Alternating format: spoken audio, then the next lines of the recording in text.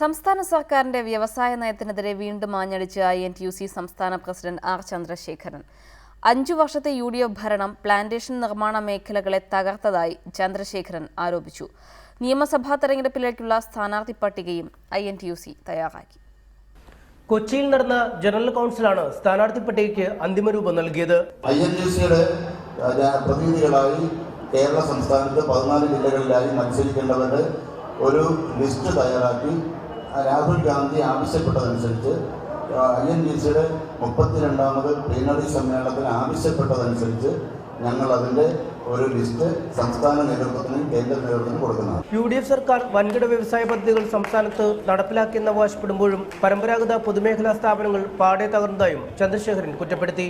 Plantation മേഖലയിലും നിർമ്മാണ മേഖലയിലും അതുപോലെ തന്നെ പരമ്പരാഗത വ്യവസായ മേഖലകളിലും ഒക്കെയുള്ള നിരവധി പ്രശ്നങ്ങൾ അവശേഷിക്കുന്നു. അത് പൂർണ്ണമായി അഡ്രസ് ചെയ്യാൻ കഴിയാതെ പോയി എന്നുള്ള വീഴ്ച നമുക്കുണ്ട്.